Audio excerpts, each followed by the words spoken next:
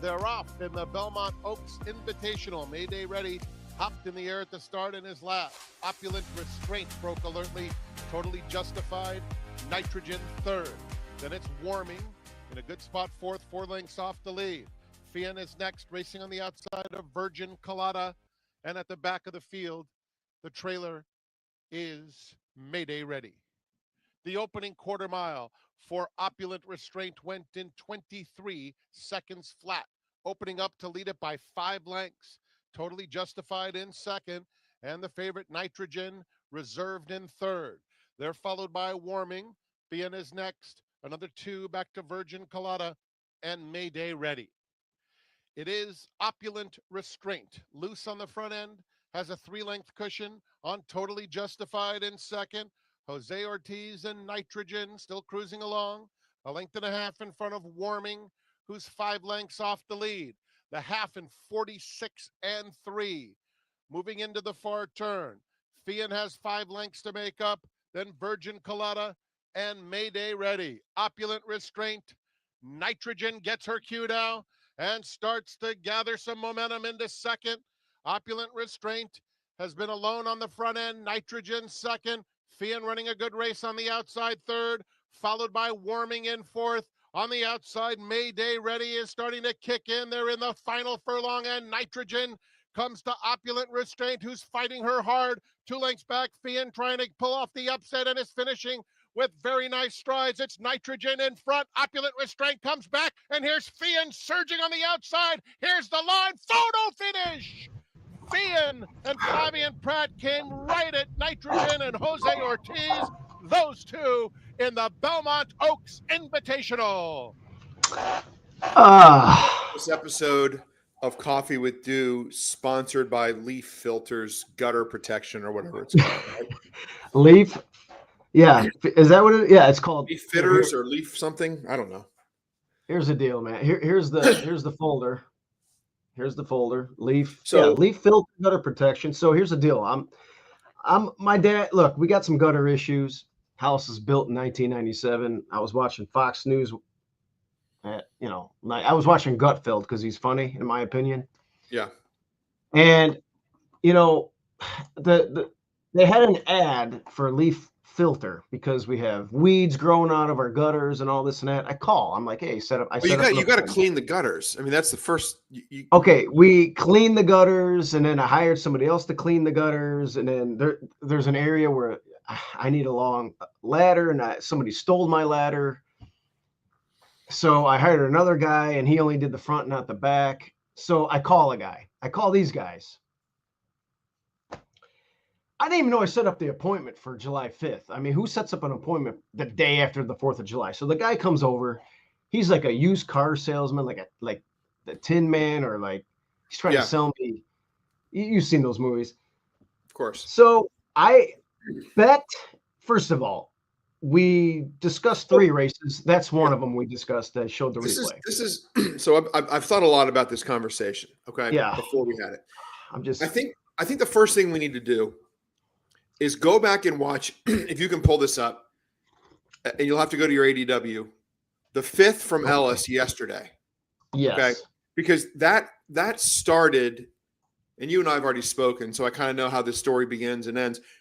That starts a sequence of events that was unfortunate for both of us, actually. Now, it had a happy ending for me, and we'll go into that. But if we can watch yesterday's 5th from Ellis Park.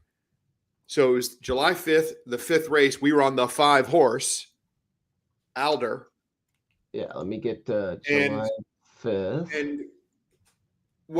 And by the way, the horse was 5-1, actually 4.9. So the number 5 was looming everywhere. The 5th race on the 5th, horse 5 at about 5-1, 4.91 to 1 to be precise. And we knew that Alder was going to be not the favorite in here. We handicapped the race. I kind of liked the 2 and the 5 as the 2 was named the Process. And I ended up playing the 5 to win Alder and also playing an exacta Saber 2 over the 5. But we need to watch this. The eventual winner in here is the 8 Multitask, We're on the 5, and there they go. we're going to see here the trip that we get. Okay, we're right now we're 4 paths from the rail. We enter the turn four wide. I mean, that's suboptimal. Where the eventual winner is basically effectively on the rail. I mean, the eventual winner has no horses to the inside, and here we are looming up into a kind of a bonus trip of death, the 3 wide trip of death position. Yeah, we're way too keen early on the outside, pressing the 23 and 2 and whatever the half was in. But yeah, that's not a good spot. I mean, it's worse than the trip of death, actually. I mean, because you're instead of being 2 wide, you're 3 wide. Now he's actually in a trip of death spot because he's in second. Yeah. 46 flat. That's 46 flats. Kind of stupid. Yeah, and the eventual winner there is now second from the last, the 8 horse in the Godolphin Silks. The runner-up is Aspenite, who's 1 position ahead of the eventual winner.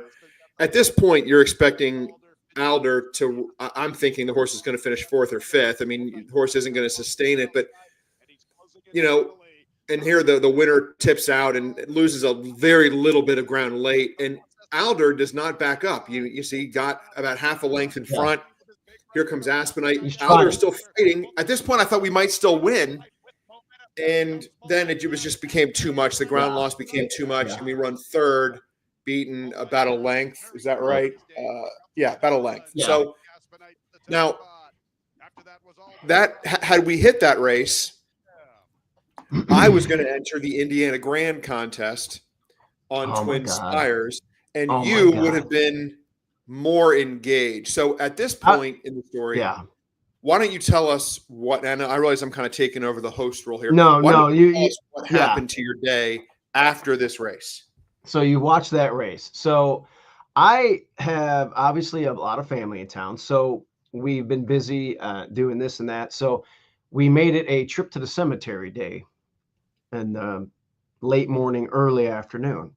And I made a point to make all my bets. I did a $10 try. I did a exacta box with the 2. I had a large win bet, this and that. I'm watching the race at Wild Berries, the famous breakfast place where a lot of Chicago Bears players go on Milwaukee Avenue in Libertyville.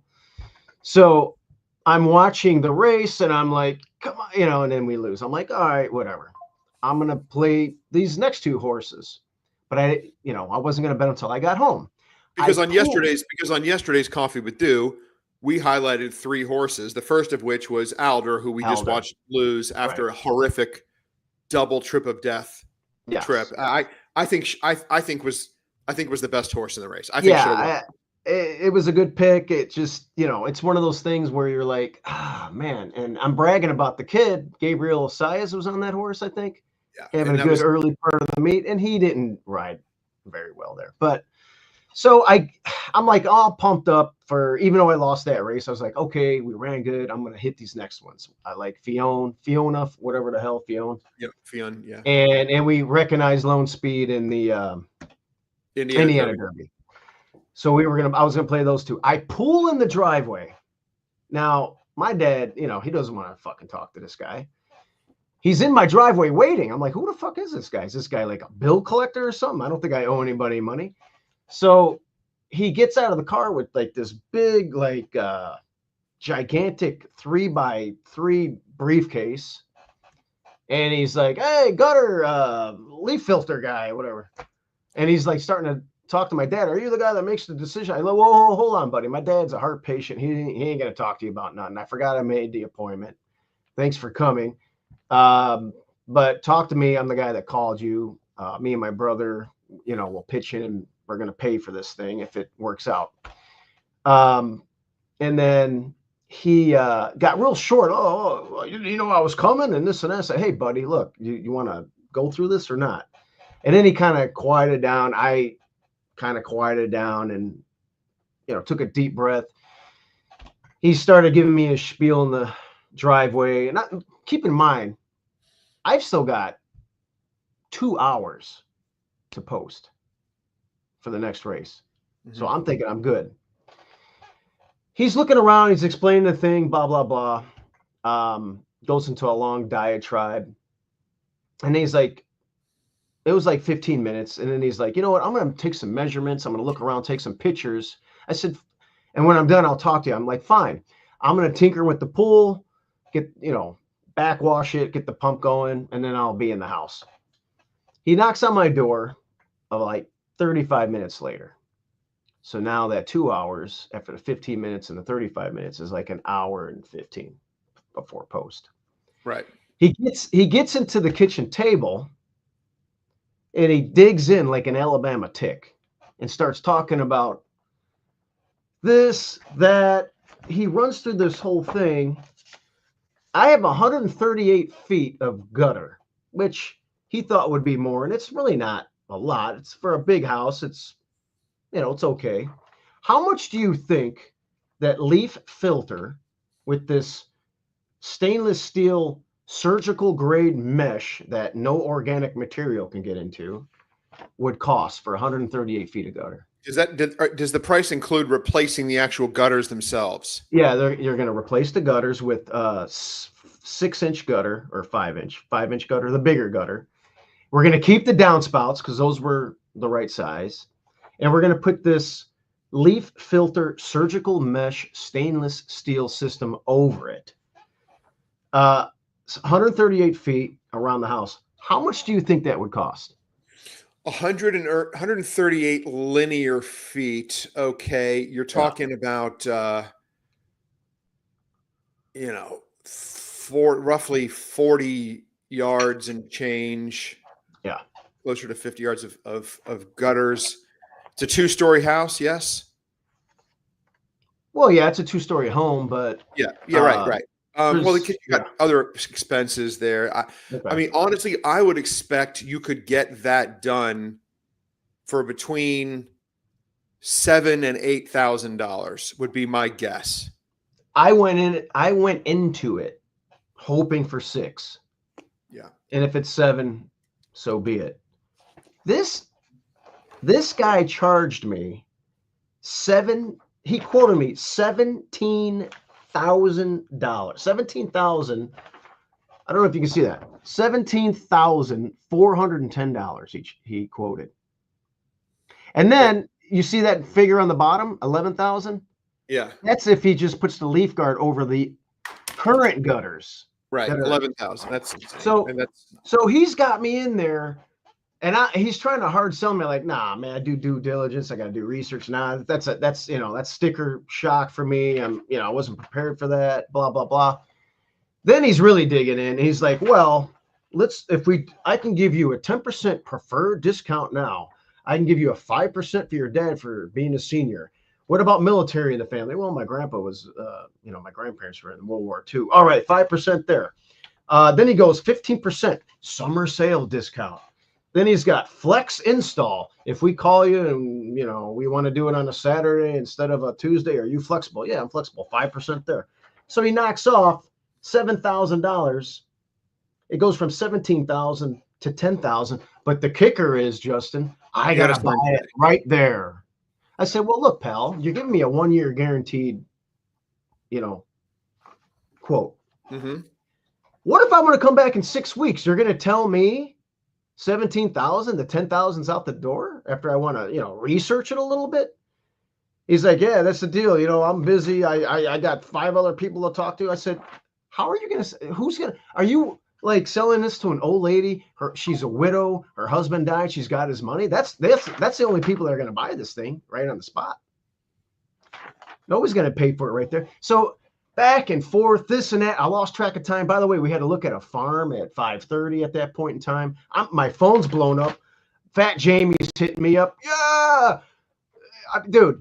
I didn't bet a dime on the other two races. Well, let's get to so then let's pick up the story. So then you open the show with the replay of the Belmont Oaks from yesterday. The race I wish I would have bet.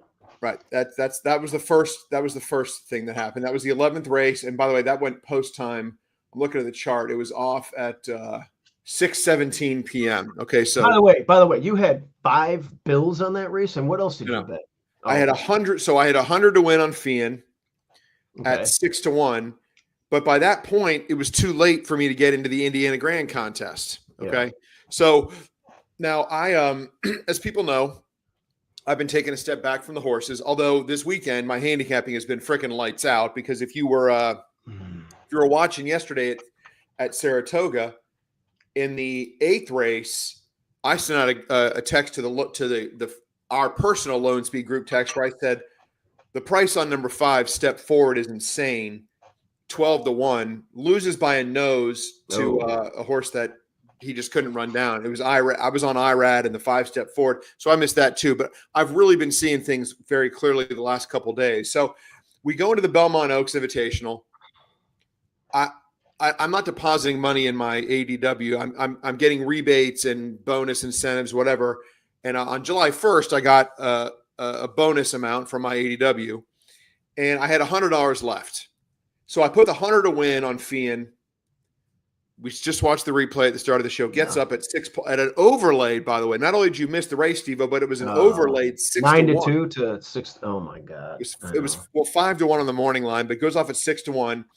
So then that race goes off. And then our second horse of the day, or third, the second one that you missed, why don't you pull up your replay from Horseshoe, Indiana yesterday? Yep. Pulling it up right now. And that is the Indiana Derby, which is race number 12.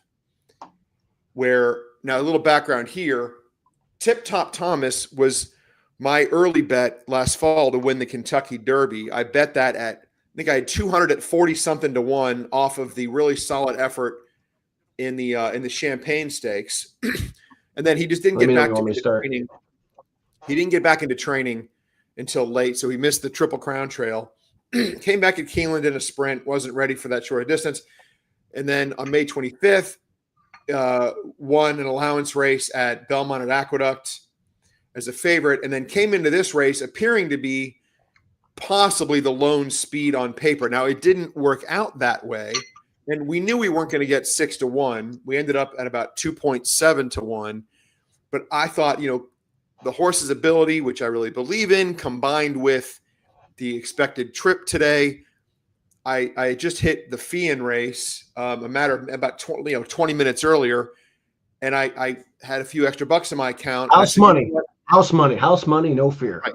And I was irritated because if you've been following my picks all weekend, you know that I had a big pick 3 on 4th of July at Saratoga that I was against locked. I had Antiquarian, who just missed by a dirty nose that cost me a fair amount of money. So I was like, you know what? I believe in this horse, Tip Top Thomas. I've always been a believer. I'm going to bet more than I normally would. He's the 6th horse in this replay. Let's go ahead and watch it. Let's watch this. And again, you're at this point, you're either still talking to the leaf filter guy or you're looking at the farm you were going to buy. I don't know what you were doing. No, I was doing leaf filters. Did you already kick the guy out of the house at this point? Yeah, we were late for the 5:30 appointment. We went to that farm at 6 Central. And by the way, this is the first time I'm watching this replay. So there's Tip Top Thomas. He's in second right here. So already I'm like, wait a minute, you got this 49-1 shot. You know what? I'd be surprised right now at this point of the race. Yeah, it's not what I expected, and I'm kind of cursing under my breath here because obviously Johnny Velasquez on my horse wanted the lead. This 49-1 shot's forcing the issue, and Johnny's like going out there. They go a half in 46 flat. Okay, so I'm like, correct. They go faster. They go faster in the second quarter than they did in the first quarter by a lot. And in fact, let me pull up the incremental pace. Tip Top Thomas ran that second quarter in 22.5 seconds. So, oh my God. I'm at this point, I'm like, damn it, I'm absolutely effed. And here comes the cavalry. You got Coal Battle as the 3 there coming up. Fortunately, it's Corey Lannery on Coal Battle. Oh, Corey. And the 7 horse is Big Truz. That was Jordan's horse. Yeah, and then the 8. The 8 is almost 60-1 who's making a run here. But so where the hell is Publisher? Publisher never made a move into this? Publisher never fired. Oh my God. That would have ended up 4th, but Publisher's kind of their is Publisher the 9? Yeah, I think. That horse, yeah. So Johnny's just digging in here, and right here I'm like, oh my God, he's going to hold off and win this race. Yeah, look at that. Oh my God. So I put 500 to win on him. It was a hugely profitable day, which honestly, as our buddy Frank would say, Bill Parcells once famously said, "You are what your record says you are."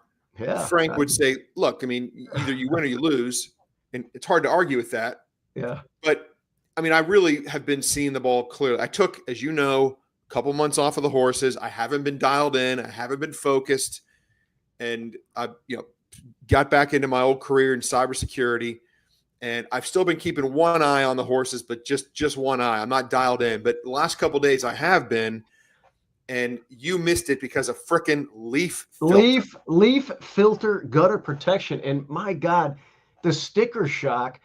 Look, it's good technology if you got millions of dollars and you want to, the best gutters, but it's, you know what? I'm buying a ladder and I'm cleaning the shit out myself. That's the answer. I'm not spending $17,000 on leaf filter. Here's the thing. So I used to be in home remodeling sales. Okay. If that guy was leading with a price for today of $11,000, you could have gotten him down to $7,500, $8,000. I guarantee it. He wanted to negotiate with you, and it didn't happen. So let's do this. Now you might say that I kind of did my thing yesterday, and you want to fade my opinions today.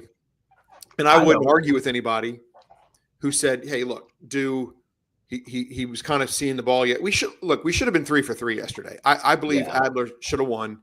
Yeah. I think we should have been 3 for 3.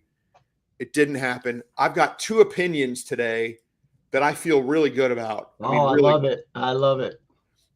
Let's go to Saratoga's race 3. Let's do it. And you can pull up the formulator past performances in here. So we're going 1.5 miles on the inner turf at Saratoga. All reports are the weather's fine. I don't think there's any reason to suspect anything different than a firm turf course. What I'm going to do now, really quickly, as I talk on the fly and think on the fly, I just want to make sure that there wasn't any overnight rain. I'm going to check Andy Serling's tweet, or now let me check David Aragona and just make sure there's nothing, no unexpected give in the ground, because that might have an impact here. No indication yet. I think right now we're good. So the horse I want to focus on here in this allowance optional claimer is likely to be the favorite, but I don't think we're looking at a huge favorite. It's number 5, Miwa. I believe it's Miwa. And this is my logic here. I think if you look at this horse's European form, there's reason to believe the horse does not prefer give in the ground. It ran some races over heavy going, didn't run well, ran some better races on good to softer turf. I mean, that's still got some give in the ground, but I wonder if they didn't buy this horse privately and say, let's try America, because American turf courses are generally, but not always, firmer than European courses. And then what happens? The horse comes over here to North America and catches 2 yielding turf courses against better. I mean, ran in the grade 1 New York, didn't run last at shorter distances. My knee-jerk reaction, having no inside information on this horse, is that it wants a little more distance and it wants firmer going, which it's going to get today. So there's not a lot of speed in here. I don't know exactly who's, and sometimes in these races around 2-3 turns, a surprising horse comes out and takes the lead. I don't think the 5 is going to take the lead here. I guess it's not impossible, but I think because of the projected not hot pace, Miwa is going to be not too terribly far out of it. Time form says this horse has a strong late kick. If you look at actual time form ratings, and if you were to, I don't know how you, but if you customize We just had scratches come out here. Hold on a second. Formulator's not really cooperating for me here. So I need we have the one they just scratched the also eligibles. Okay, we already knew that was going to happen, so that's no big deal. Anyway, back to my point. If I pull up the time form figures, Miwa in her 2 North American races has been given a 119 and a 116. Okay. Mm-hmm. Yep. That absolutely towers over the rest of the field. And I think she's going to be getting her best scenario today in terms of probably going to appreciate the firmer turf course. It's a scale back in class. I think 5-2 would be an absolute gift on this horse. I think she'll be favored. I think the 6 In Time is going to take some money for sure. But I don't think we're going to get like 6-5 or 7-5 on Miwa. I think it's going to be 9-5, 2-1. And I think this is a good bankroll builder type of horse. I think this horse wins. I'm hoping she doesn't get hammered, but I really think we're going to see a big performance from Miwa in this race. I think she just is better than these. Yeah, it looks like they're all going to be within 2 lengths of each other, and they're just going to gallop around there, and they're going to, from a 3/8 of the quarter, they're just going to quicken, and whoever's fastest in the lane is going to win. And I love having Saez. You know how I for my money, you know, there's a lot of Flavien Prat guys out there, Erad Ortiz guys out there. For me, it's Saez. Saez is, you know, he's my guy. He's like my favorite jockey. He's the guy that I would want, like if I had first pick for a jockey. Yeah. So I think, and I'm glad we have Saez too. He's just solid. Yeah. You know, I think Pratt outrode Irad yesterday in that turf sprint where I had the 12-1 horse and Pratt beat me on the 7-1 George Weaver horse. And I thought Irad just never got by Pratt, and Pratt did a masterful job. So I think the plan here is, if I'm not really looking at the second or the fourth. They're not really my kind of race. If you want to try a double or something, I'm not going to mess with exactas. I'm just going to try to pad the bankroll a little bit with the 5, maybe steal 2-1, and then go on to race number 9, which is a 1.16 on the inner turf course. Another allowance optional claimer. And we got a bit of a price here on a horse that I don't think we're going to get the morning line, especially with the we got some scratches in here, don't we? The 12 and the 13. The 3's out. 7's out, and the 7 must have been scratched before because the 7's not even appearing in the PPs. But yeah, so I don't think we're going to get 10-1 on number 6, Willing to Risk It All. I think that's just unlikely, honestly. But here's my take. For one, according to time form and according to optics, the 6 is probably going to be on the rail and on the lead.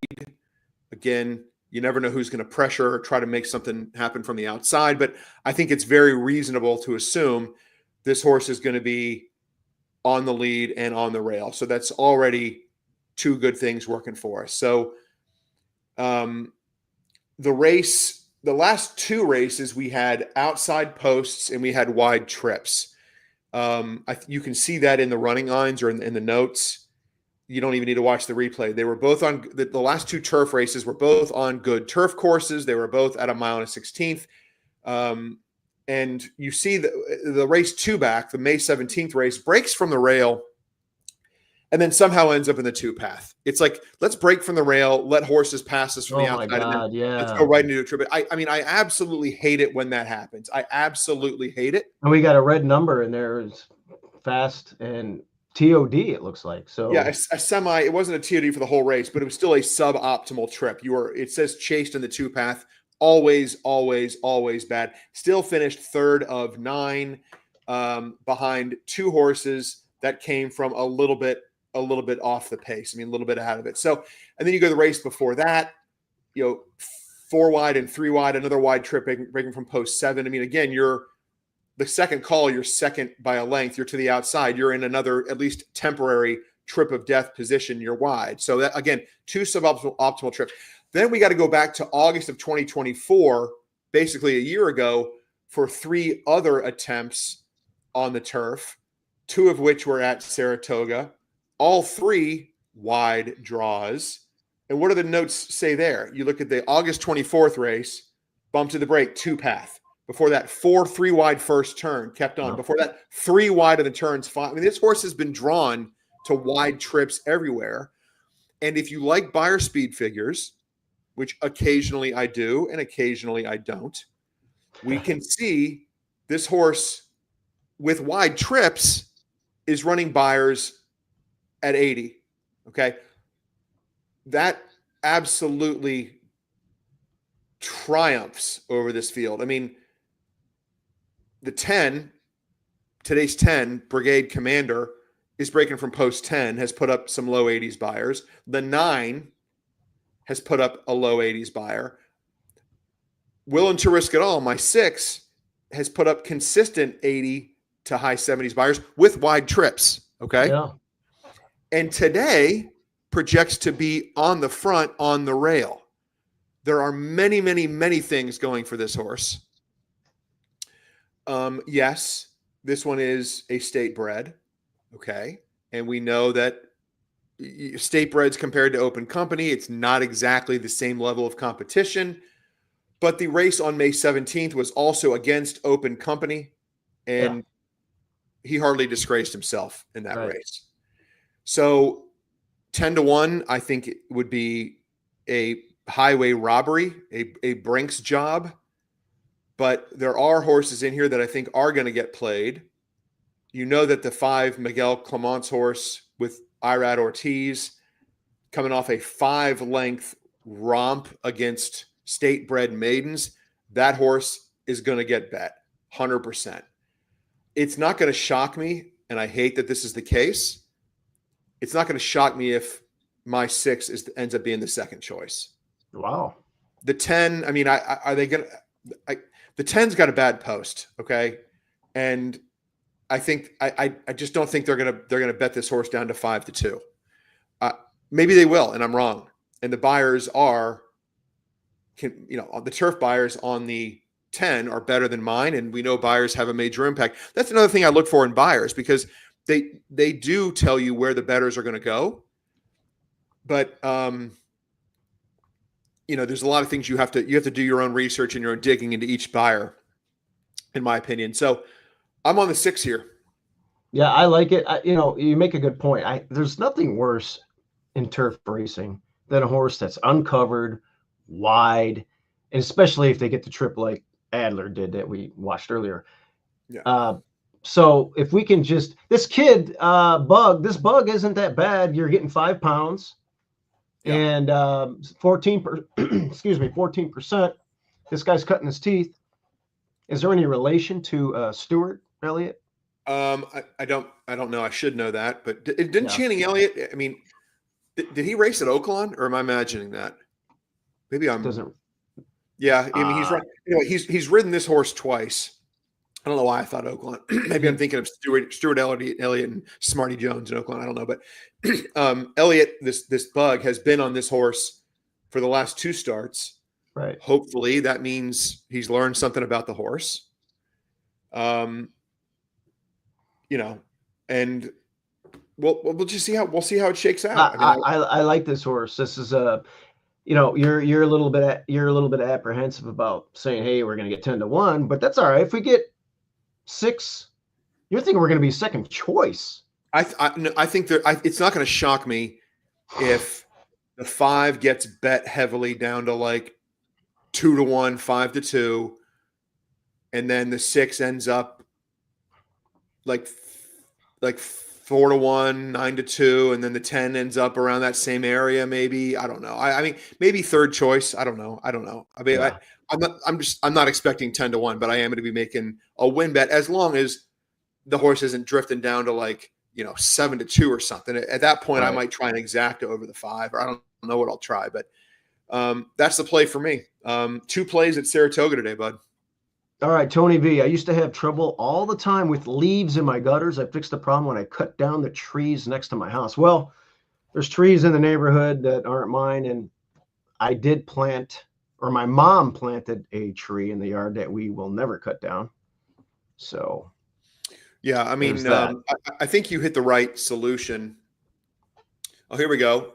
I think this is Clay. Hey, Clay. Clay, yeah.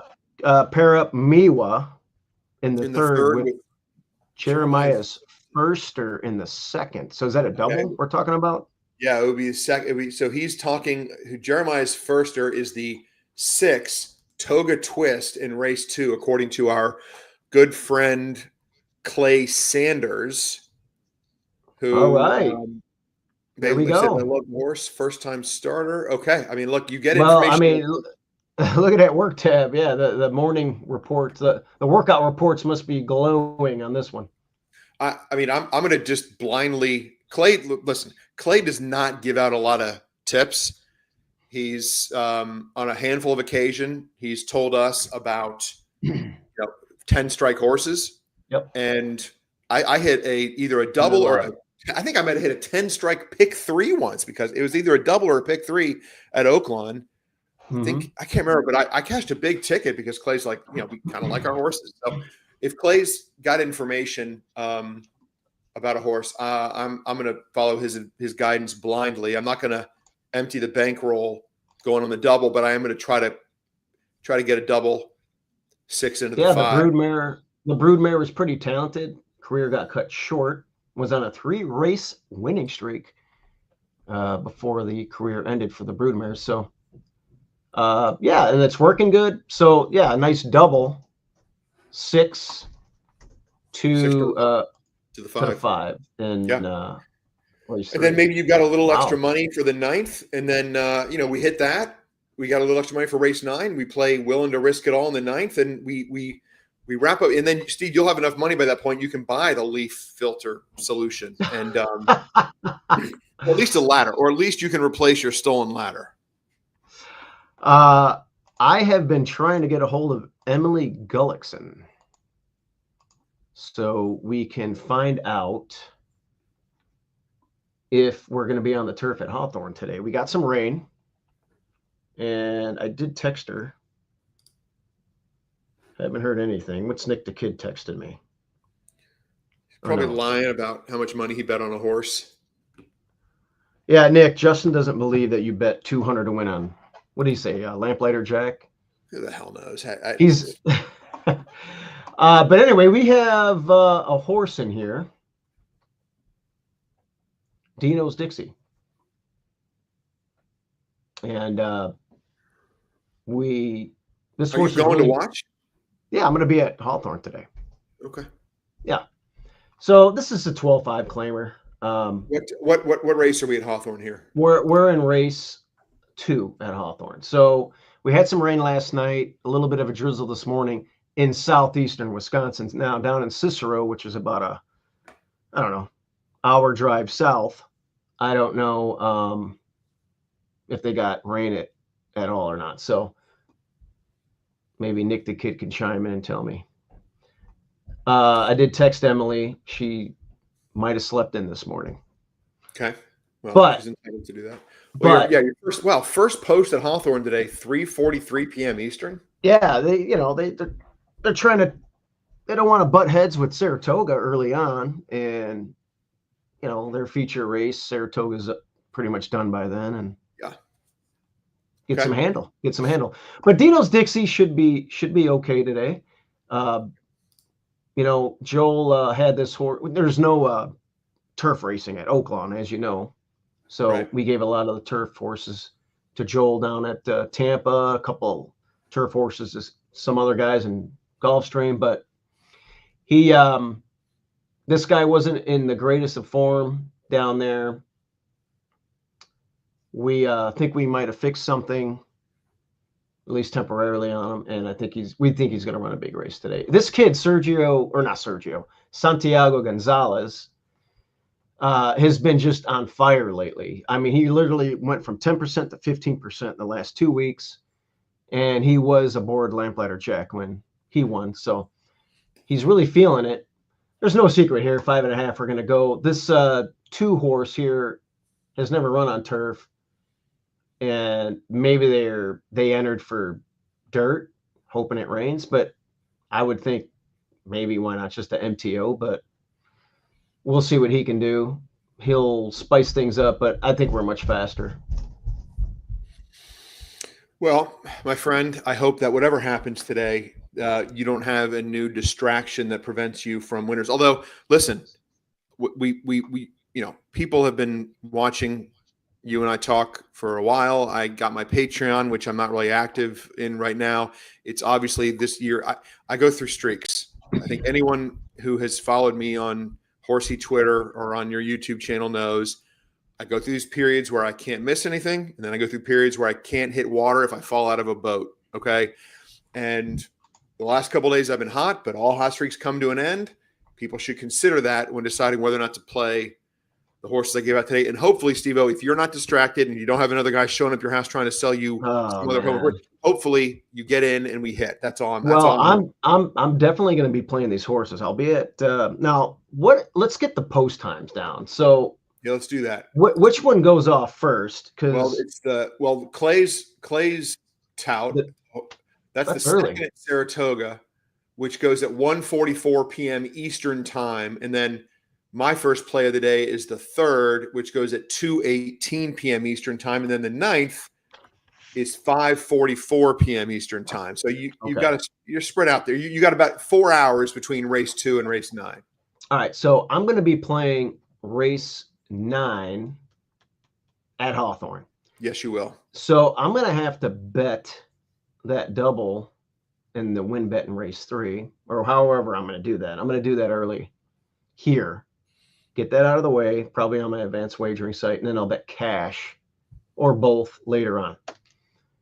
Because I probably won't leave until around. I'll have to actually listen to those races in the car.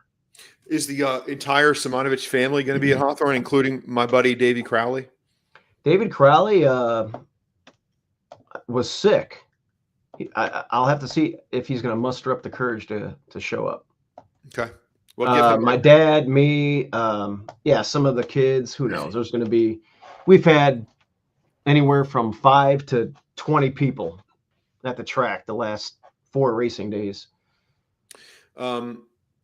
I got a roll here. How many viewers did we get today? We got 62. We should have more. We gave out some winners yesterday. We should have had more today. Nobody's up this early. Up this early? It's 10:45 on the East Coast. Yeah, for me and you but come on, Saturday night to Sunday, everybody's partying, drinking. Yeah, I'm not partying. I can tell you that. Me neither. You kidding me? All right. Well, Steve-O, let's make it. Let's make some money. Let's make some money. Hey, and just remember, let me get the little thing here. This is what we do for our people here. Well, we try to do it. We try. Some months are better than others for sure, but we definitely put in. Hey, you know what? While you're doing that, I'm going to share a little bit of Team Loan Speed inside info. Oh, go ahead. Our good buddy Dylan Donnelly, yes, has he's taking a temporary break from the horses to focus on poker, and he's still doing the big contests in horse racing, but he's not following day to day. After he's had an amazing first half of the year. I think he's either leading the tour or he's up. He was. Wait a minute. Wait. He told us after his big run in the NHC where he was disappointed. He finished 5th. I understand him because I was in a similar situation, but he said he's going to go for the tour. And once he said that, it's like a foregone conclusion. If Dylan's going to go for the tour, he's the heavy favorite to win it. Correct. So you're trying to tell me with all of his points that he has, he's not going to go for the tour anymore or try as hard? I'm looking up the tour leaderboard right now. Where the hell is the damn leaderboard? We got leaders, leaderboard. Oh, come on, thing. So let me be clear. What he told me was he's not stopping. Dylan is currently 4th on the tour. He's 4th on the tour? He's 4th, and he's 2,600 points out of the lead. Okay. Okay. Now, I don't think he's quitting the tour. I think he's just going to focus on the major events. I wonder if he's playing with Carl Broberg online. He's got, okay, so Dylan's got 2 scores that are top scores. He's got a 2,900 and a 2,800. But you and I both know, because we followed the tour, you need to have at least a couple 3,000 and up scores, and you need to have several in the mid to high 2,000 range.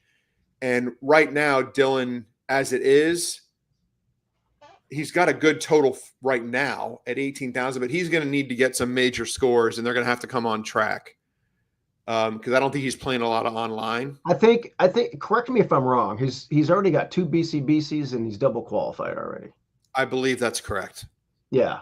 So I think that kind of factors into it as well. And he's probably like, well, maybe he had a good run in poker and now he wants to try and do that. He's been sending us these poker things. I like to play poker too, but he told me the other night he was I talked to him yesterday. And he said, I was trying to convince him to bet on Fian at Saratoga, and I was unsuccessful. And it's one of those rare times where I'm right and Dylan's wrong. It doesn't happen very often. Yeah. Okay? But he had been up till like, I don't know, really late at night playing poker at a card room, not a casino, but a card room. So yeah, I don't know what's going to happen. He could change his mind tomorrow. And then, Frank is Frank. Frank was at Indiana Grand yesterday for their contest. Oh, how'd he do there? Well, he would have won the contest, but Tip Top Thomas, if Tip Top Thomas gets past late, Frank wins. And he didn't, so he missed. So anyway, wow. All right, good. I got to bounce, brother. Good luck today. Let's do it for the people. We do it for the people. I got it up, and I'll be. Yeah, let's win some money here, and I feel pretty good about these picks. And yeah, I'm not talking to anybody else about gutters, roof systems, driveway paving, windows. I ain't talking to anybody anymore.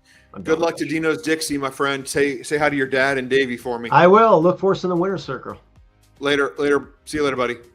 All right, bye.